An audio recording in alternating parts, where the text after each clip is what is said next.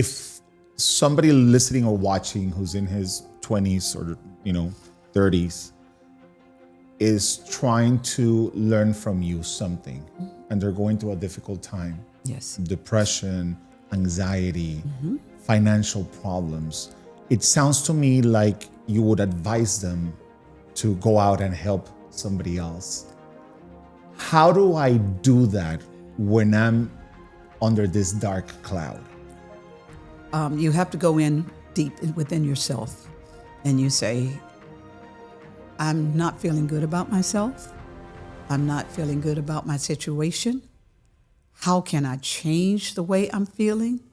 Well, the way you do it is by reaching out to others who are in similar situations, and you share your story. And by sharing your story, you will now start to develop empathy, understanding, and better insight into what you are dealing with.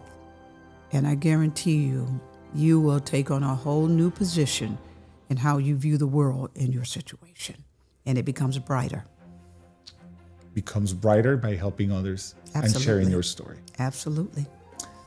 There's a moment in which you start working in very tough environments, clinically speaking.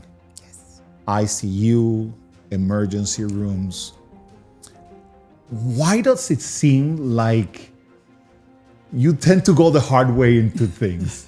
I mean, because you would think that maybe after everything you've gone through and everybody that you helped, you would maybe take a comfortable office job somewhere saying, next patient, please, and let me see you, and let me give you something for your cold. Yes.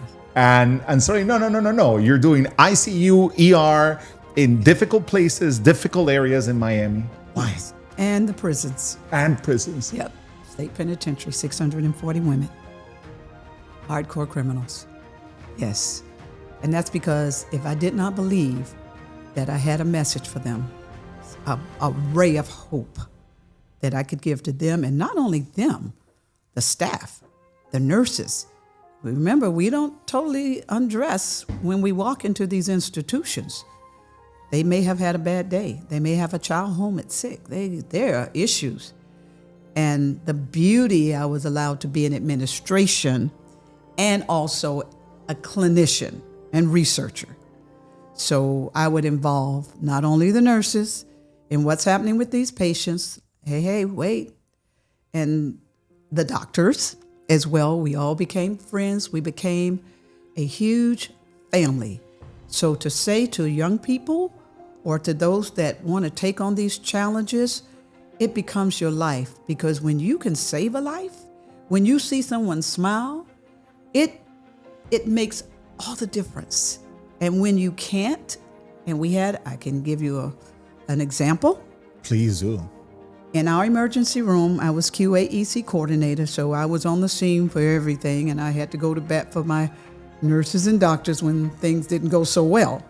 So what does that mean, the coordinator? Quality assurance, education coordinator.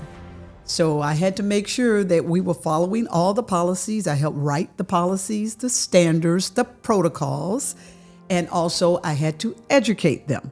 So any new tools, any new nuances, that was my job, to make sure everyone who worked in that emergency room and trauma were educated on the skills and the equipment and how to manage these patients.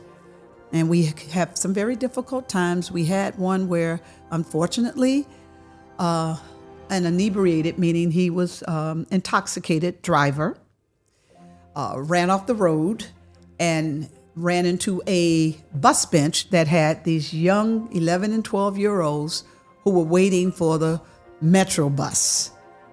And there were 3 of them, right? So one was airlifted, 2 were ground transported to our emergency room. I don't think they knew what hit them. And 2 of them in our emergency room, but they looked like they were sleeping.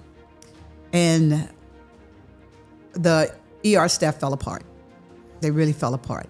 It was a senseless for these children whose parents thought they were on their way home. And when you looked at them, they looked like they were sleeping. You could not see bruises and cuts and things of that nature because they bled out from within. And we couldn't save them. And that was the first time that I am aware, since I was at Jackson in the earlier parts of the 70s and 80s, that we had to have a incident stress debriefing for the staff. The physicians were crying, the nurses. It was one of those moments that I had never seen before, where our staff just fell apart. And I told them, I said, nope, you got to get us some help here, because we are human. And now the human side of us is crumbling. And that was the first time that we had that for our emergency room staff. It was after that incident. We had one that went up to OR. I don't remember the outcome, but I know two of them in our trauma room. And that was very difficult for all of us. But in my position, I had to make the call. So once again, did helping the rest of the team help you heal? Absolutely. Because at that point, you have to be strong enough to help them and say, it's okay to cry.